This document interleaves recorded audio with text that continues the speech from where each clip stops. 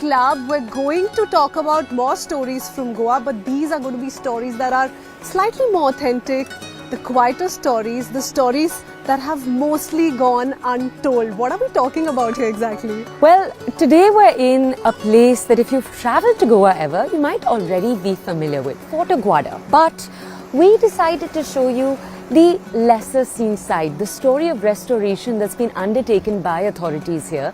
This, what we're going to show you in a few minutes, is Aguada. It's an area that's actually 400 years old, but has been restored in just the last few years.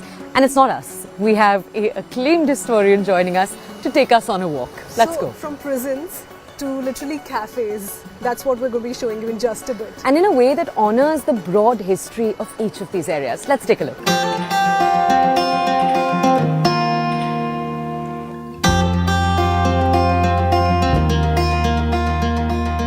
First up, the most obvious question.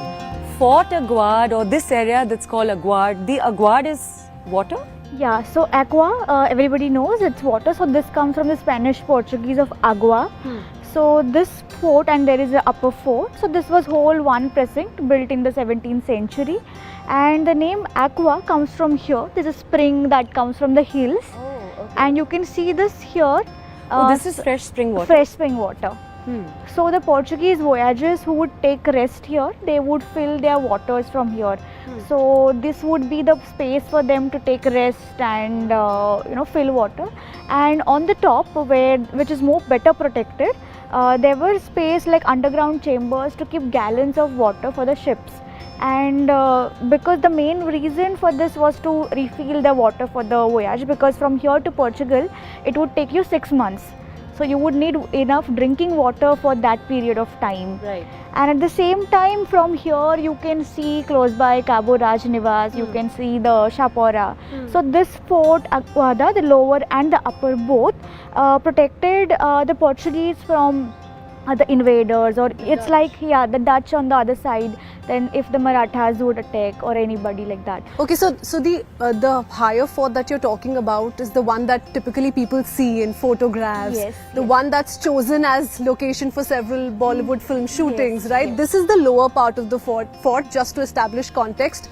What were we seeing earlier, let's say prior 2015 here, and what do we see now? So before 2015 you could not come here. Okay. To come here you would have had to commit a crime.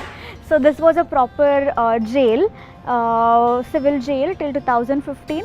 Then from 2015 onwards it was taken to Colvalcar. But so this fort has 3 parts of history. The first 17th century, when this was used as a space for resting for the travelers or the Portuguese soldiers. Then from 1900s, Goa went under Salazar. It was a regime of dictatorship. So then this was used as a prison. And after 1961, Goa got liberated. So after that, this was used as a civil prison for the criminals. And then for time being, it was completely like, this was forgotten place. You were not. Between when to when did it stop being a prison? 2015 they stopped. Very recently. Yes. Okay. Yes. So I remember coming here in 2019 when this was not in use, though people were not allowed other than on 18 June. So 18 June is the Goa Kranti Din, or the Goa Revolution Day. So that day all the freedom fighters come here and they do flag hoisting here. So most of the work, restoration work, here has taken place between, let's say, 2015-16 to 2023. Let's take a look. Let's take a look at what was and what is now. Yes. Yeah.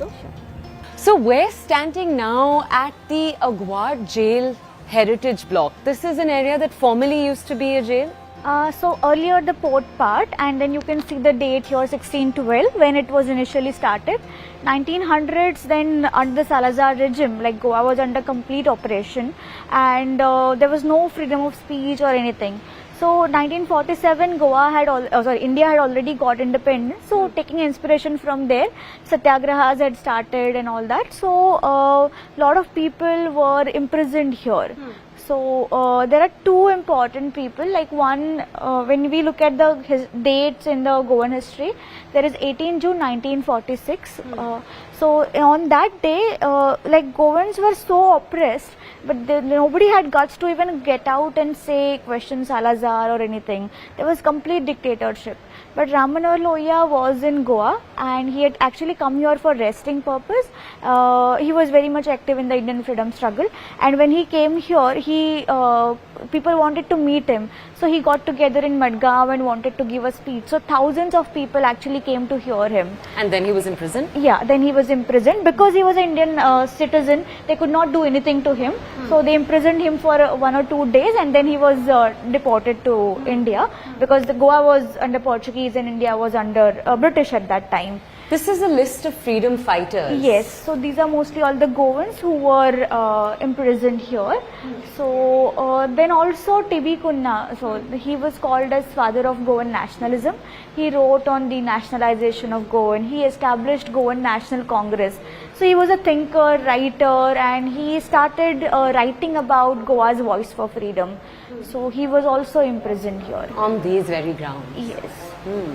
Well, you must think I'm behind the bars, or we are behind the bars. Literally, yes. Otherwise, no. There's a lot of significance attached to this place we're speaking from. Yes, this is a jail cell. Goes back to the time when Portuguese were using it About 1900s, to defend. yes. Yeah, to defend this fort, Yes. basically. From and now it's been the converted into a Marathas. museum. Yes, it is, Lovely. it is. So there was like all major freedom fighters like T.B. Kunha, Ramanohar Lohia, they were been imprisoned in this jail. So it's a very incidental and very important place for Goans. The freedom struggle of the place for Goa actually started from here. The government has gone about this in a very interesting way. What they have done is they've brought about 3 immersive sections: the land, the struggle, and the people. And one part of this museum, which is right here, which is Aguada Interactive Museum Goa, the struggle, we're going to get inside and really tell you how they've gone about it, how smartly they've used tech to put these stories out for everyone. Oh wow, this looks lovely, and I love the whole jail vibe that this place is creating for you. Okay, so first section, freedom struggle, and we're on to the struggle immersive Yes. experience. So, So what this are we is looking at this here, is the Pooja? entire timeline of Goa, like what Goa faced under the rule of Portuguese. So the date when 1498, when the colonization started, till the 1987 when Goa as a state was Can you formed. move this a little for Yes, us? please. Yes, How please. do you go about it? Just How you do have to. move it? It's a joystick. You just move it, and then you will be able to see Oh, different so years. early forward. rulers, Yes. and then you have different dynasties, and visually also very telling. Portuguese and entry. it gives you all the failure. information, Oh, important lovely. information. What happened in which year? So each year wise, you have all the information. Okay, This so if I were to just ask you, freedom struggle from which year to which year, and are we just talking about the Portuguese here? Yes, we are talking only about the Portuguese. The struggle what Goans faced from 1498 when the Portuguese entered till 1961 when they left. So, yeah. Okay, lovely. And let's move on to more that we're seeing here. We're also seeing pages of history. Very interesting once again. Lovely. So this is again like each console has its own meaning. Each console will give you more information. This console is dedicated to the main important freedom fighters, T.B. Kunna, Dr. Ramanohar Lohia, and Libya Lobo. I guess you would like to see. All of them were jailed here. T.B. Kunna and Ramanohar Lohia were. Libya Lobo was running a radio channel, and it's an amazing history, but she was never jailed. So just to make it more appealing, more relatable, this is what has been done to ensure that the history reaches one and all. Yeah. Lovely. So in the And this moment is just you check- one section, one immersive section, which is the struggles. There are 2 other sections, like I said, the people and the And land. the land. Okay, lovely. Thanks, Apurva.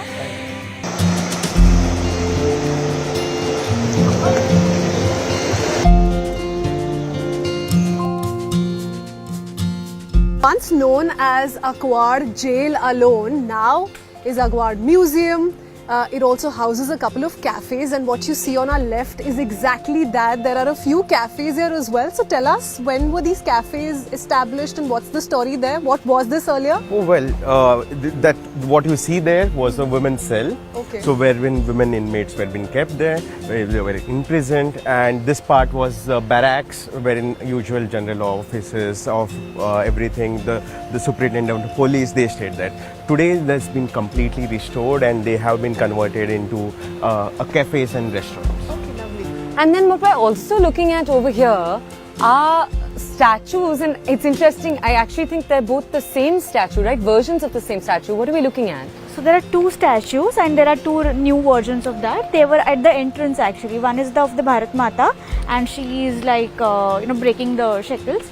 And the one more here is this is a representation of Satyagrahis. So they were shot, they were beaten. So it's like showing that brotherhood. Is it one Satyagrahi holding another? That's a new one redone now. So you can see that that's clear. But in so many ways, I mean, this is really such a powerful image that you've got over here. But the fact that you've put it right here also, I think, just is so beautiful. Right is the first thing you enter, really holding right at the center what this entire area will always stand for.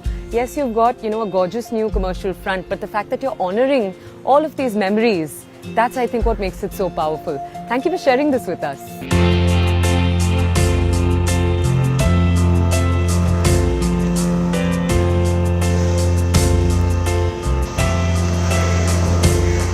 After showing you Aguada, let's now take you to a different kind of very special restoration effort that's taken place right here over the last few years. Where we're standing right now is a promenade. And this is a promenade where in the last 5 years, this area has been opened up phase by phase.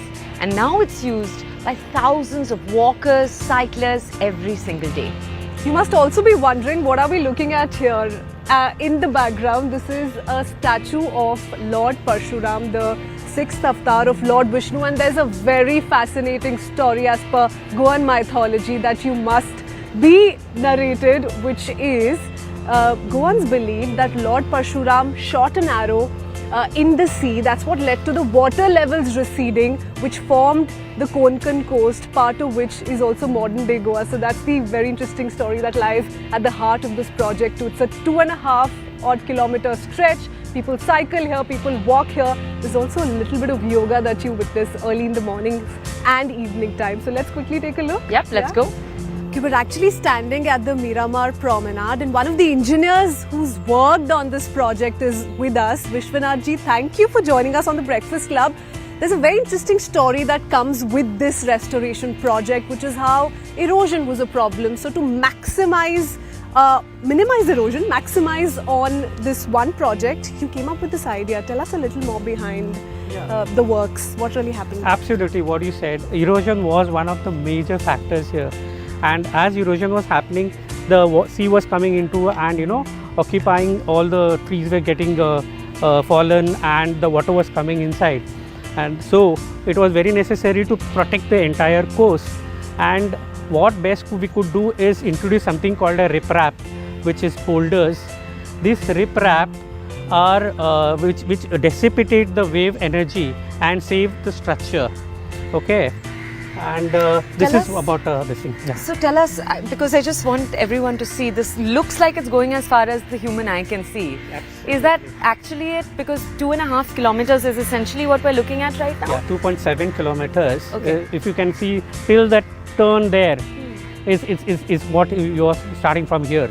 And it consists of a 4.5 meter of walkway and around 3 meters of cycle track. And lots of lush forested area we also saw. The whole idea, again, as she said, that erosion, to save this lush greenery was one of the main But reasons. this is area now that's used as film festivals. What is it used for? Art? Okay. So we wanted to create something with this. If you come prior to this land was just a barren land and erosion happening.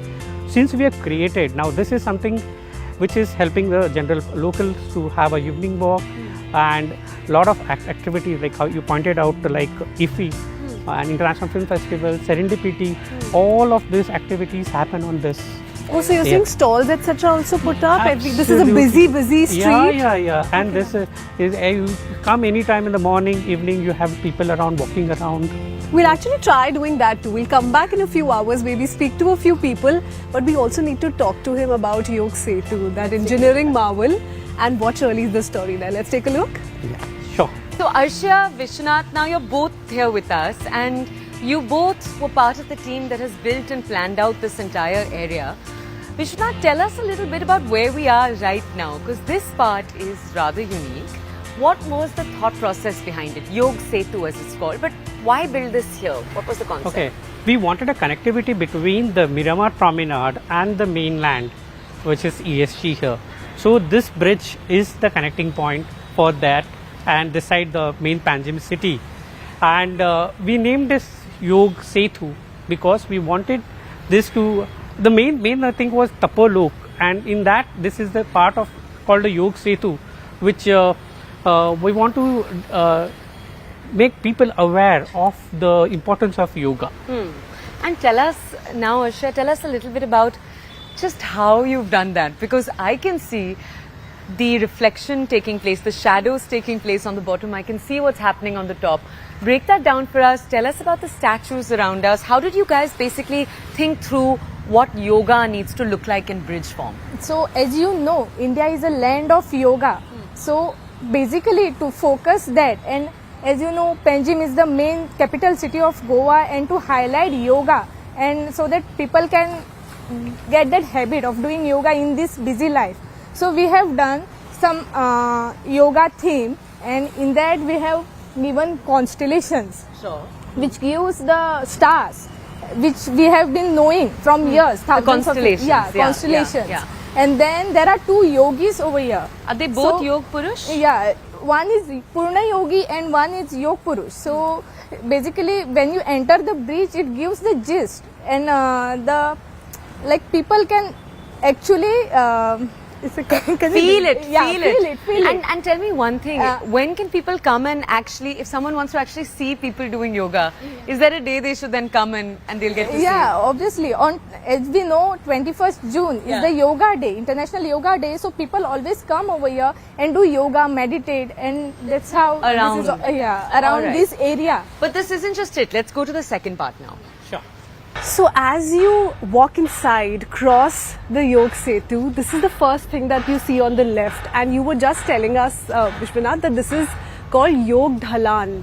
Now why is it called Yog Dhalan? Because we see these beautiful illustrations here of different yoga asanas. Yep, absolutely. Now this is called a Yog Dalan, or the knowledge center of yoga.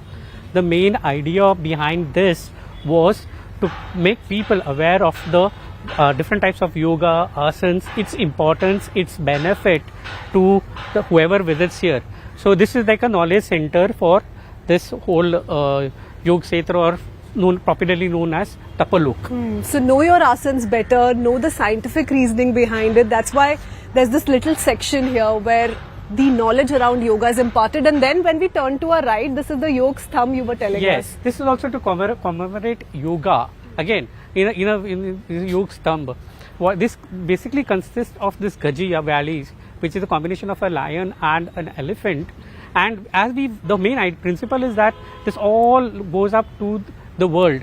Yoga is something the yoga has to be done in such a way that it unites the world spiritually and live in harmony. And that's such a beautiful thought, and look at how it's been turned into this thumb, because there's a globe right on top. So it really is the larger message around the world uniting under this beautiful art and tradition of yoga. And that's what leads us to the Yog Path, which is where, Arsha, you were telling us that there are different statues installed every now and then. What are these statues So like? this statues basically depicts the yoga postures. So whenever person walking by, or when they are going through this they can see the statues. So you can already And see, the- you can already see those those- one-odd statue there. They're Yes. installed at a few meters every now and then. And in the evening, you both have been telling us, a lot of people come here not just for yoga, also for cycling, also for walking. We'll try and come in a while, in fact, and speak to them too. When the sun goes down, we will definitely love to take their reaction. But this is really yoga, not just bringing the city together, but also sending out the all-important message of how health comes first. So thank you. Thank you for being here. Yes.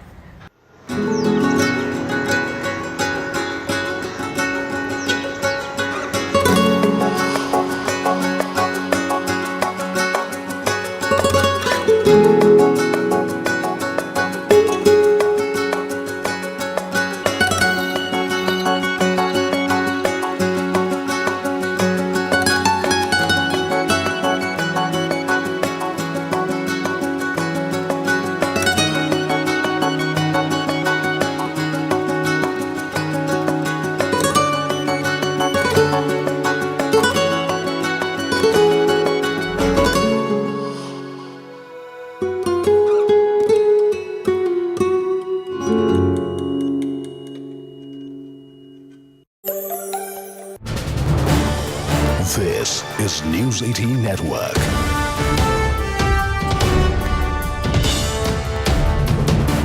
India's largest news network. Absolutely historic. Tell us what you know. Yes, absolutely historic. It's the first time we have a Brazilian political leader and 4 major generals, military generals, convicted of trying a coup d'etat in Brazil.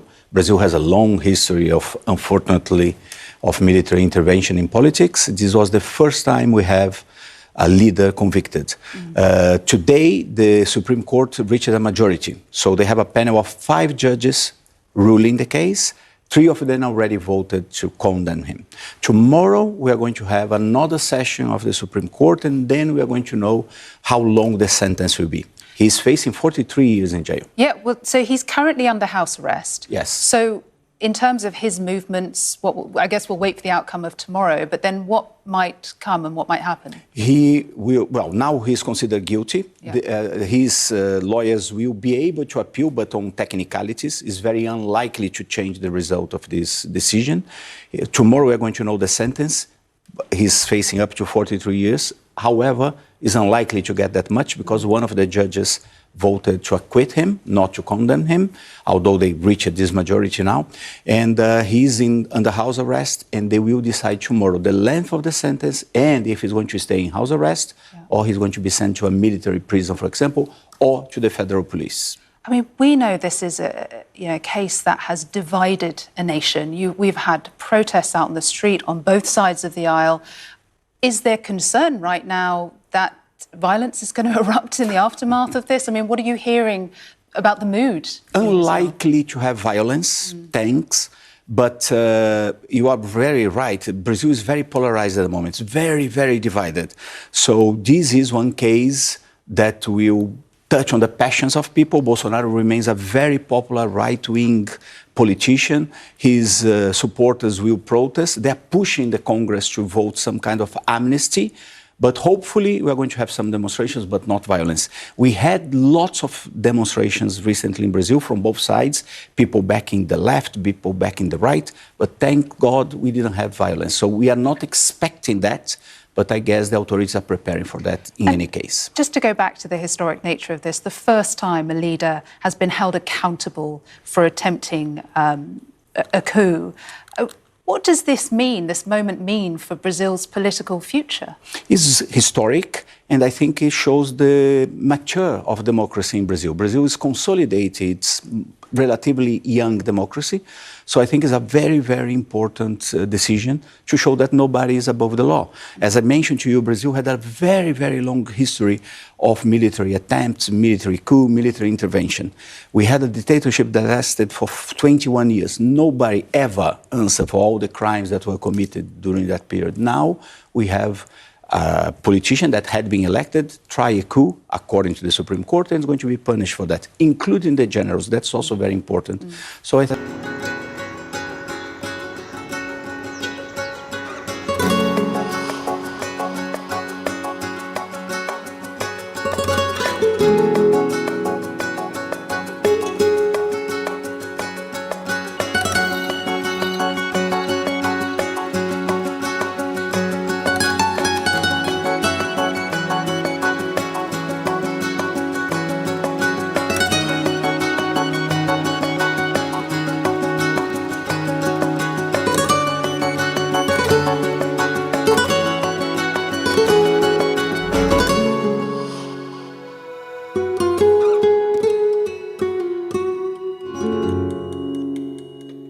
Well, it's bright and sunny and it's lovely to have Pearl amongst us. For all of those who don't know Pearl, Pearl is a very talented young sailor. She's based out of Goa.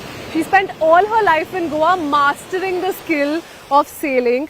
Several international awards, also the Bal Puraskar Award, Goa Sportsperson of the Year. The list is endless, but let's quickly get down to the questions, Pearl.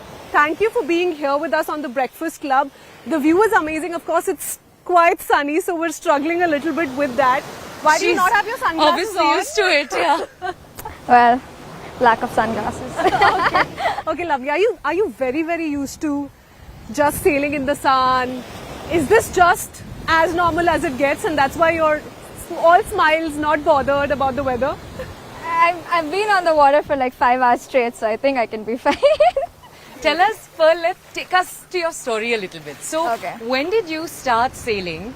Who inspired you? Was it someone in your family? No, my mom was actually a professor in Germany. She was a visiting faculty, and all her colleagues were into sailing. So, of course, they weren't into racing, but they were into big boat sailing. And I thought that she thought that it was a good skill for me to learn. So, I just went with the flow. So when you were first introduced to the idea by your mother, and she may have been exposed to a certain skill set by a certain people when she came up with that suggestion, what was your first response? Because typically sailing is considered, I know about this part of the country, but you know, up in north we're like, okay, is that a sport that we're seeing participation in internationally as well? Was that your first reaction? How did you feel and think? My first reaction was absolutely not, because at that point of time, I didn't know how to swim. I had a phobia for... You were 8 years old at this time, 9. I was 10. I started sailing when I was 10, so windsurfing when I was 10. But I had a phobia and I didn't know how to swim. And I remember my first day was my dad dragging me into the water, and I had a life jacket on, which was the only hope I was holding on to. So I was really scared to even get on the board and do anything, but it was in these waters. And I remember the boards were here, I was in the water, and it was all... Pearl, as we speak to you, we're actually showing everyone what it looks like to be you. Images of you windsurfing and sailing. And I want to ask you exactly that. If one had to simply ask you, how does one do it? Is it just balance? Is it a mix of balance and focus? What would you tell them? Well, now windsurfing and sailing are two different things, sports. yeah. So if it's windsurfing, of course, balance is very important. But it's also having a feel of the wind and the waves. You cannot, and that goes for sailing as well. Sailing as well, you need a good balance, because especially in competitive classes, you have very tricky boats where the balance is very tricky, but if you have the feel of the wind and the waves, balance is easy. Can you actually sail or surf without knowing how to swim? Because that's how you began. So did you then learn swimming first? Because there's certainly lack of confidence the moment you don't know how to swim and you're thrown deep in the water. So, I love all the water puns we've been using so far, but yeah. So, funny story. The reason why I did not know how to swim was because I had good balance. Because I was really scared to fall in the water. Oh, so it kind of reverse motivated you on And my coach was, shocked that I stayed on the board the first day itself. And I went out there, did a round and came back. And then that's why he was just like, she really has a knack for this. And then that's how I started, and then I made it a point to learn to swim finally. So tell us a little bit now about the competitive part. What age did you step into that? What was it like to be in that space where everyone around you is competing for a position? And how did you handle that initial pressure?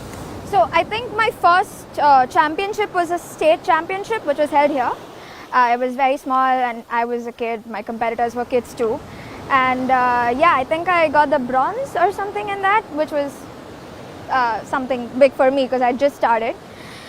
And then next year, I started to sail with the Navy, which is opposite, the other side of the river. And there was this camp which I stumbled upon. It was a mere coincidence. And then they saw that I had a good feel of the boat and everything, and then they were like, we need a crew with us for a championship, so you're coming.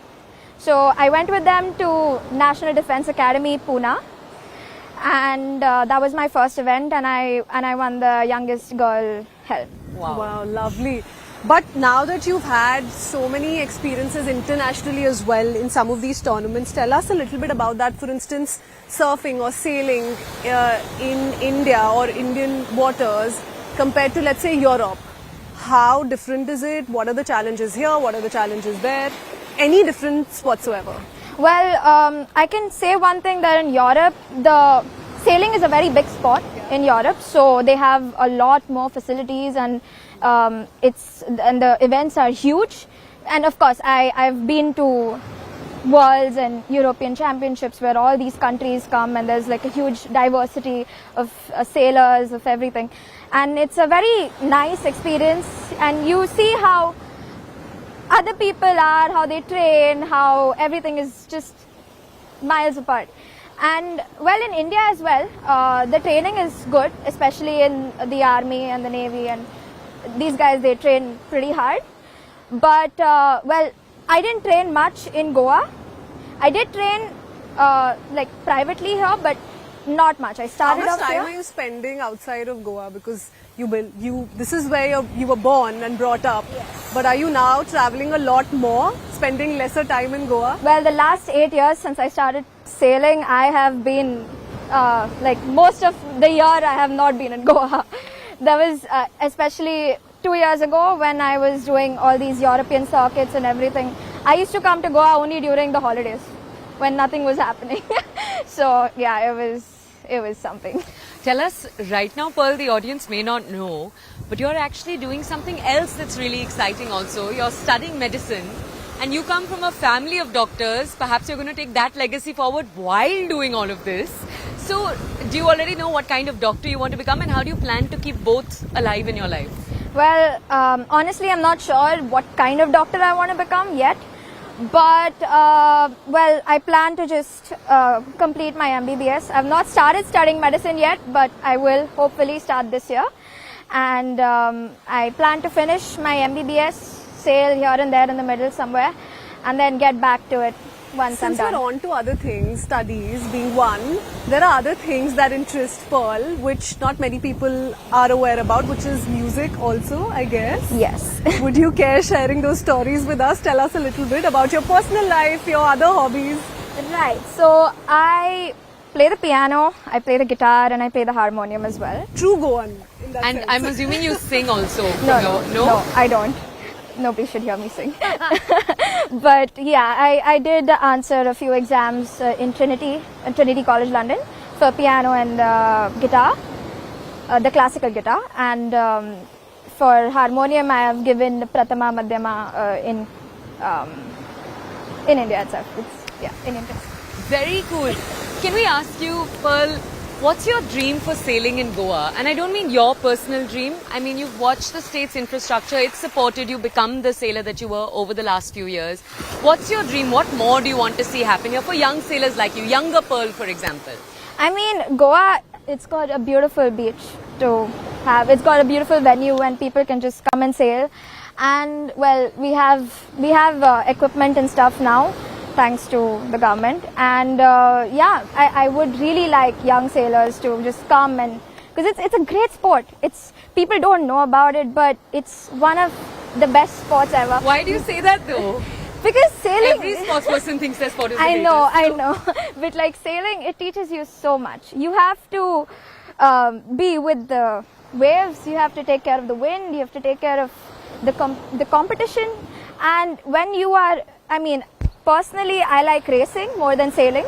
But when you are at that start line in the midst of 80 boats and everything, it's all so competitive, and you need to make decisions. It teaches you decision making, because you need to know, okay, should I tack here? Should I make this, should I turn here or whatever? The adrenaline's rushing through you. Yes. Actually And makes it sound so simple, wherein it's not. Like, I can't imagine doing something in the middle of the sea and doing it with such ease as she's it making involves a lot of strategy. It involves a lot of planning, a lot of practice, knowing the conditions of that particular place. So you have to, when you're attending a championship, you have to be there at least a weekend prior, so that you know that what are the sea conditions, what are the wind conditions of that area, where there are wind bends and stuff, because every venue is different. I mean, the audience would probably assume ye to natural hai, but it was so cool to even just come here and hear you talk about the water right now and tell us 5 things about it. This is where the tide is. Oh, the moon was up this way. That's why it's like this. And where, normal mortals were like, okay, whatever she says, probably correct.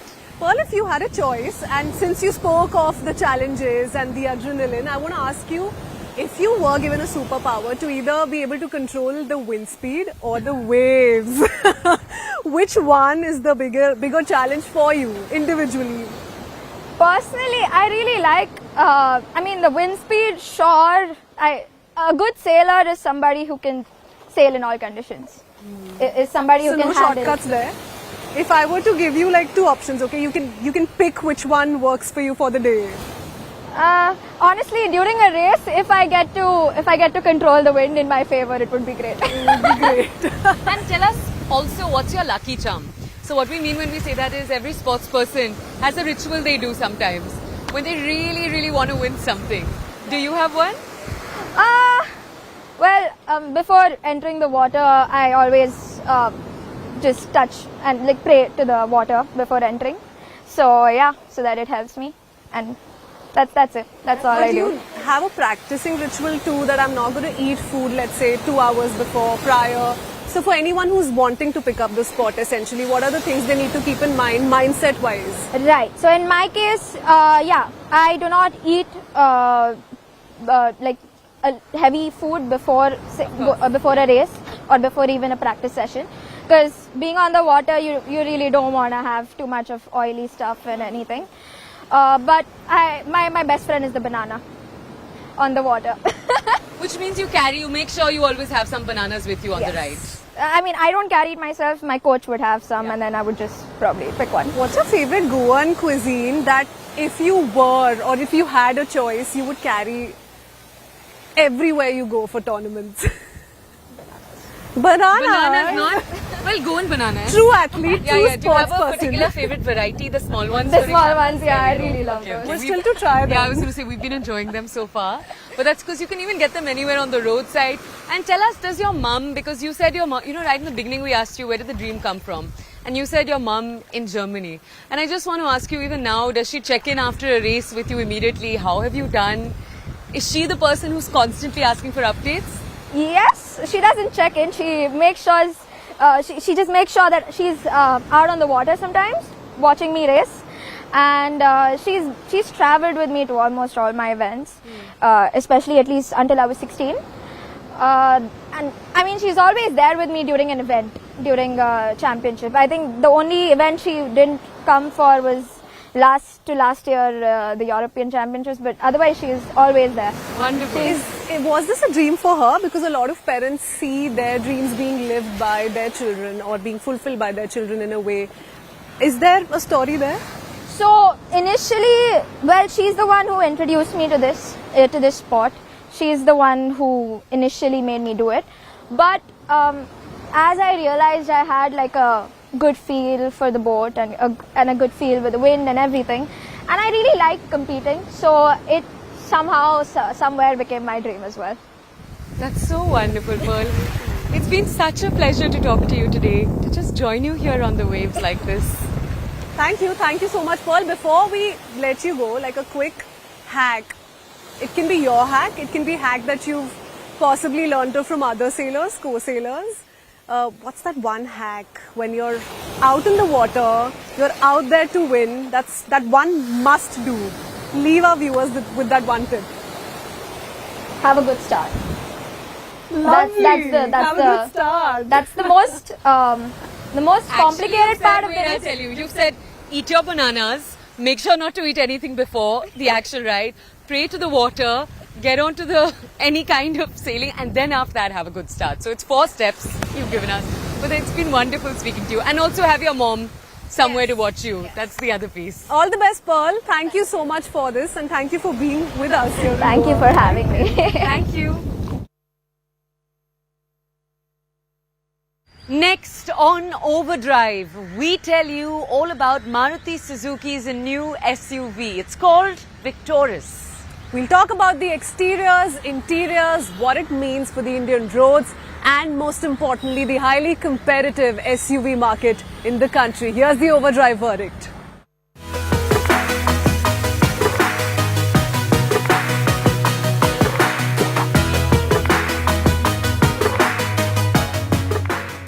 Hello and welcome to Overdrive. I'm Rohit Paradkar, and what you see in front of us right now is the new Maruti Suzuki Victoris.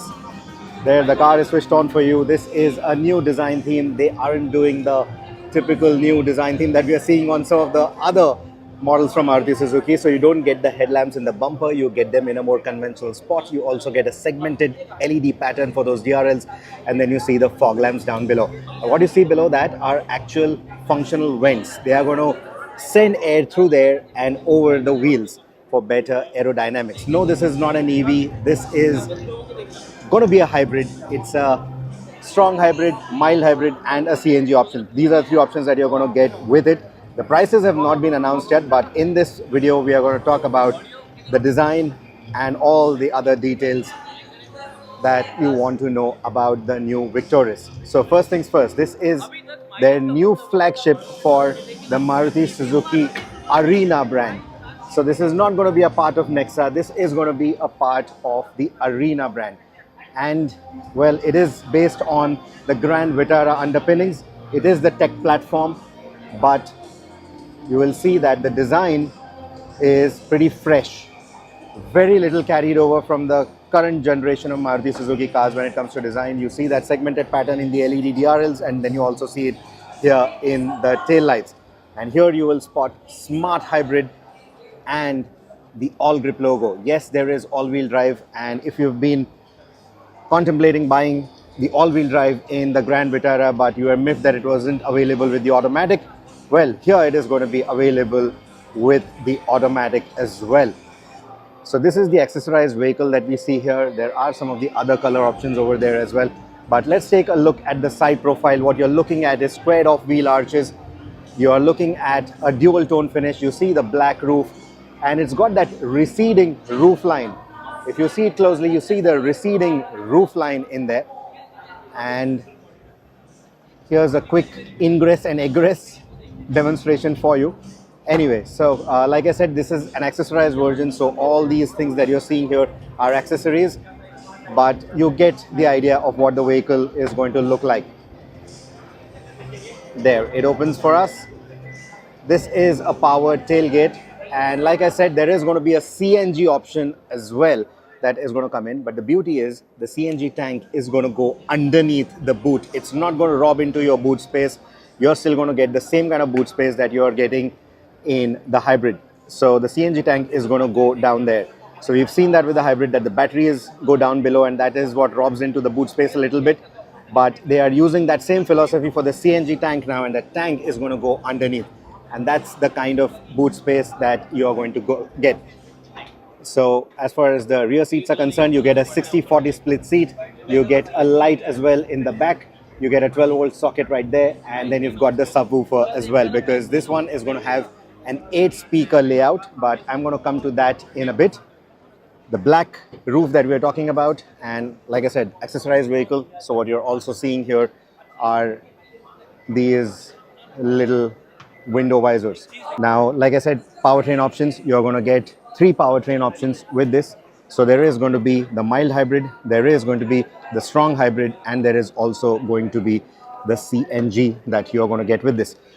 10 color options is what Maruti is going to offer, including 2 wheel options as well. What we see here is a diamond cut wheel that's got the black and the silver finish on it, or the satin finish on it, but there's going to be an all gray option as well, which sounds pretty interesting. Now, as far as the platform goes, it's the same tech platform, and the big deal is that it has already got the 5-star B NCAP rating for both adult occupant safety and child occupant safety as well. In fact, this is also going to be Maruti Suzuki's first car to have level 2 ADAS. So you're going to get automated emergency braking, adaptive cruise control, etc. So those kind of things are going to be available, of course.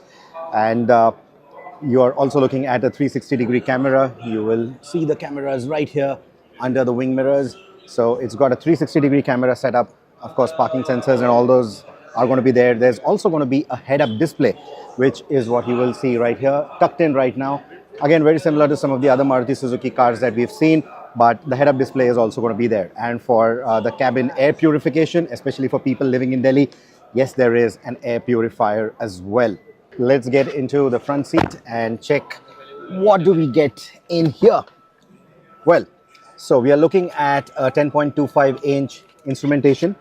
We are also looking at the stick-out infotainment system that we've seen with some of the other Maruti Suzuki vehicles. Now you get Amazon Alexa in here so that you can use Alexa commands as well. This is a customizable display that you're going to get in here, and you're going to get different driving modes as well. We saw that this is the all-wheel drive variant, so you get the snow mode, you get the sport mode as well, and it's going to make a difference to the display a little bit as well.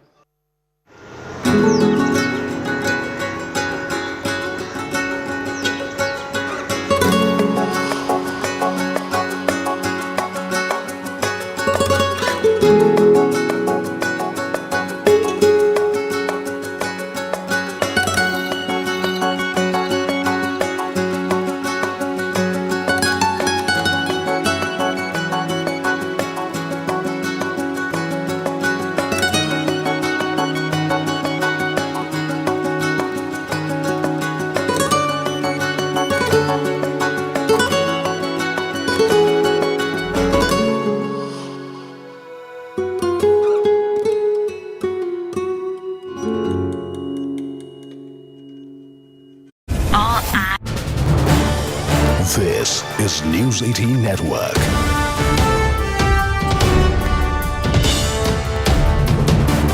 India's largest news network.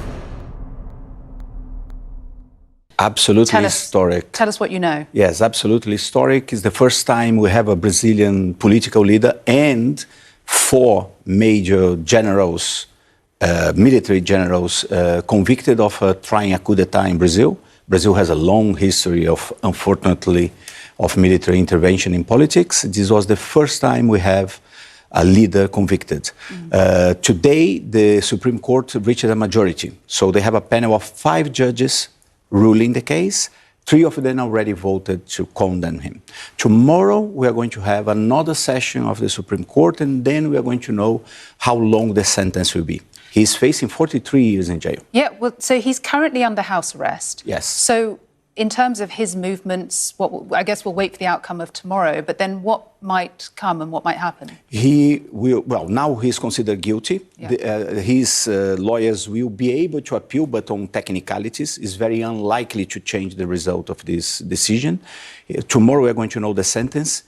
He's facing up to 43 years. However, it's unlikely to get that much because one of the judges voted to acquit him, not to condemn him, although they reached this majority now.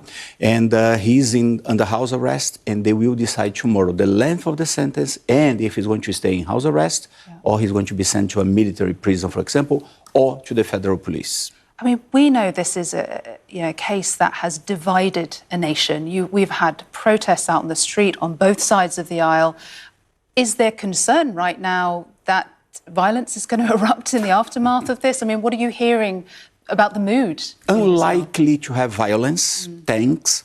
But you are very right. Brazil is very polarized at the moment. It's very, very divided. So this is one case that will touch on the passions of people. Bolsonaro remains a very popular right-wing politician. His supporters will protest. They're pushing the Congress to vote some kind of amnesty. But hopefully we are going to have some demonstrations, but not violence.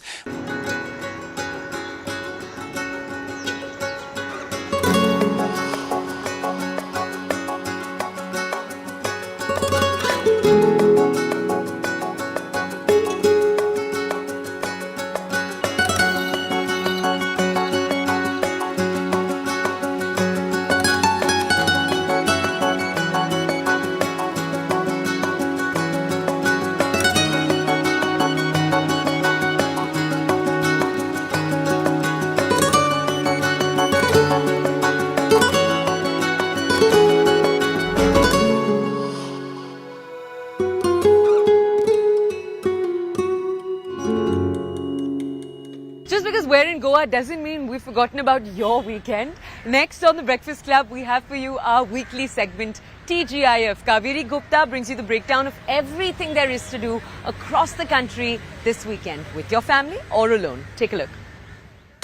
Hello there, amazing people. It is me, Kaveri Gupta, sliding back into your weekend plans with your ultimate cheat sheet. Thank God it's Friday. Grab your favorite drink, kick back and let me help you figure out exactly what to watch, stream and do over the next few days, because the big screen is buzzing this weekend. First up in the theatres, we have Love in Vietnam, shot across stunning locations in Vietnam and Punjab. This romantic drama is a rare India-Vietnam collaboration. Based on the novel Madonna in a Fur Coat, it stars Shantanu Maheshwari and Avneet Kaur. Perfect if you are in the mood for a heartfelt love story. Next is Downton Abbey, the grand finale. The last chapter of the Downton Abbey saga is here. Directed by Simon Curtis, this historical drama wraps up the story from our new era 2022. A must-watch if you have been following the royal vibes. And in theatres, we also have Diary of a Woman, a psychological drama exploring Alex's transformation into Alexa. What starts as joy soon turns into isolation and despair. Sounds intense, but definitely worth your attention. But if you're feeling too comfy on the couch and too lazy to head out, no worries, here's what's hot on the OTT right now. On number 1 is Coolie, streaming on Amazon Prime Video. Rajnikant is back and streaming in multiple languages. If you have missed it in theatres, now is your chance to catch this legend in action. Next is none other than Sayyara on Netflix, directed by Mohit Suri. This musical romantic drama tells the story of a passionate but troubled musician and a shy poet healing from heartbreak. Together, they rediscover love through magic. Streaming on Amazon Prime Video is Do You Want a Partner? Tamanna Bhatia and Diana Painty star in this comedy drama about two friends launching their own craft beer brand. But can they break into a male-dominated industry? The cast also features Javed Jafri, Nakul Mehta and more. It is funny and inspiring. Last but not the least is You and Everything Else on Netflix, a heartwarming K-drama about two women whose friendship is tested during tough times. It promises emotional twists and powerful performances. And for those of you who want to get out and soak up some live vibes, here's what's happening on the ground. Shaping Bollywood's biggest hits, the super hit tour of the iconic duo Vishal and Shekhar are performing live today in Delhi's Indira Gandhi Arena 5 p.m. onwards and tomorrow in Mumbai. Get ready to sing along to all their greatest songs and feel the nostalgia. It is a triple treat for music lovers. Don't miss this rare chance to see Kailash Kher perform tomorrow in Mumbai. His soulful voice is truly something else. And to tickle your funny bones is your favorite and my favorite Anubhav Singh Bassi back on stage with new stories and new jokes that will make you laugh till your stomach hurts. Performing in Chandigarh from today onwards, get ready for a hilarious night out. That's all for this week. Thank God it's Friday. Hope your weekend's packed with great stories, good vibes and maybe a little adventure too. Hit me up next time for more movie tricks, binge-worthy shows and cool events to check. Bye bye. Catch you later. From the beautiful bylanes of Goa now to something slightly different. Tita sits down with Neel Nitin Mukesh, Divya Khosla and the director of their dynamic new film Ek Chatur Nar. It comes out this Friday and she brings us the Shosha interview. Take a look. So, the title in itself is so catchy because of the iconic song. I would like to start with you. Was that the idea to, because see, this is also a very quirky film, is what we picked up from the trailer. And that song also had its own share of quirks. Is that why the title? Definitely. I mean, the content matches the title. So my story is like that. Right. So it is about a smart woman, smart man. So everybody is smart in the film. To some extent, they are extra smart also. So, yeah. Chatur. तो चतुर सब है, तो सब थोड़े grey shade में है. Right. तो जब हम लोग कहानी पे काम कर रहे थे तभी ये टाइटल मुझे अच्छा लगा था और then I thought of registered it and now here we are. Fantastic. So, इसका जो title track है, which also is I think quite catchy, it grows on you over time, ऐसा है. The trend is of course to create recreations, remixes of older songs. But you haven't actually done that. You just have retained the name, the hook line. Yeah. And the rest of the song is very different. Was that conscious somewhere that we do not want to recreate because that? My content is different, no? If you hear the original song, Ek Chatur Nar, करके singer, वो जो गाना है वो बहुत ही situational उस film के लिए था। वो बहुत ही ह्यूमरस और वैसे ही था। और जैसे आपने देखा था किशोर कुमार जी थे, महमूद साहब थे, सुनील दत्त साहब थे, सायरा बानू जी थी वो गाने में। यहाँ कंटेंट और कॉन्टेस्ट एकदम ही अलग है। ये हमने बहुत ही थ्रिलर और सस्पेंस हमारी फिल्म है और उसमें ह्यूमर का तड़का है, तो हमने हमारे कंटेंट के हिसाब से नया गाना बनाया है। जस्ट अ phrase एक चतुर नार is the same, otherwise the song is very different. Very interesting. So you technically are like a scamster in the film. I'm a chatur woman. I think it also gives a kind of a thing कि हर औरत को चतुर होना चाहिए. बिल्कुल. You know? It's very important, and the film is essentially also about poor and rich. Like I am playing नाले किनारे वाली and नील का कैरेक्टर जो है वो नदी किनारे वाला है. तो वो जो एक टक्कर है, तो because it's हम सोचते हैं कि पैसा आ जाएगा, you know, we'll be powerful, we'll have everything, but it's not about that. It's all about the chaturai here. True. So yeah.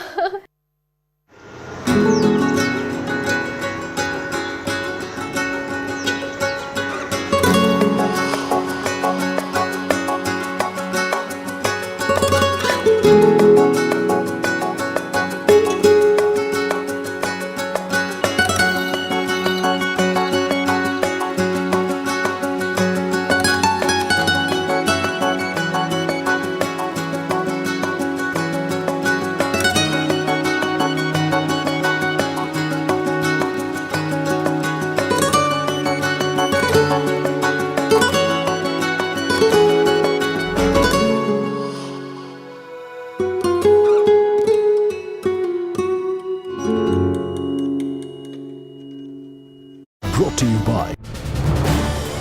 This is News 18 Network.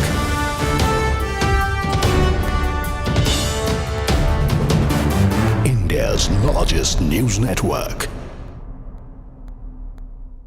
Absolutely historic. Tell us what you know. Yes, absolutely historic. It's the first time we have a Brazilian political leader and 4 major generals, military generals, convicted of trying a coup d'etat in Brazil. Brazil has a long history of, unfortunately, of military intervention in politics. This was the first time we have a leader convicted. Today, the Supreme Court reached a majority. So they have a panel of 5 judges ruling the case. 3 of them already voted to condemn him. Tomorrow, we are going to have another session of the Supreme Court, and then we are going to know how long the sentence will be. He's facing 43 years in jail. Yeah, well, so he's currently under house arrest. Yes. So in terms of his movements, I guess we'll wait for the outcome of tomorrow, but then what might come and what might happen? He will, well, now he's considered guilty. Yeah. His lawyers will be able to appeal, but on technicalities. It's very unlikely to change the result of this decision. Tomorrow we're going to know the sentence. He's facing up to 43 years. However, it's unlikely to get that much because one of the judges voted to acquit him, not to condemn him, although they reached this majority now. And he's under house arrest, and they will decide tomorrow the length of the sentence and if he's going to stay in house arrest or he's going to be sent to a military prison, for example, or to the federal police. I mean, we know this is a case that has divided a nation. We've had protests out on the street on both sides of the aisle. Hello and good morning. Thank you for tuning into CNN News 18. I'm Shen Elizabeth Matthew. Let's begin this bulletin with the headlines at top of 9 a.m. today. Gen Z revolt leads to regime change in Nepal, but confusion surrounds interim leadership with different factions backing competing leaders. Clarity remains elusive as tension rises within the country. Over 13,000 prisoners escaped during Nepal protests, with many attempting to infiltrate India. Border states of UP, Bihar and Bengal on high alert as security forces detain over 60 individuals. Political storm erupts over Bengaluru Shivaji Nagar metro station renaming. Maharashtra's India bloc politicians join call to maintain Shivaji's legacy, urging Karnataka Chief Minister to drop controversial proposal. Karnataka government's fresh caste census sparks controversy with a cost of rupees 425 crore. BJP labels it as a major corruption issue, accusing the state of wasting taxpayer money on the survey. Elon Musk claims the death of Suchir Balaji, an Indian techie at OpenAI, was murder, contradicting Sam Altman's statement, calling it a suicide. Now, dispute over the tragic incident deepens between former collaborators. Brazil Supreme Court convicts ex-President Jair Bolsonaro in coup case. Bolsonaro sentenced in 27 years in prison. The manhunt for Charlie Kirk's assassinator intensifies as FBI and Utah authorities release new images of the person of interest.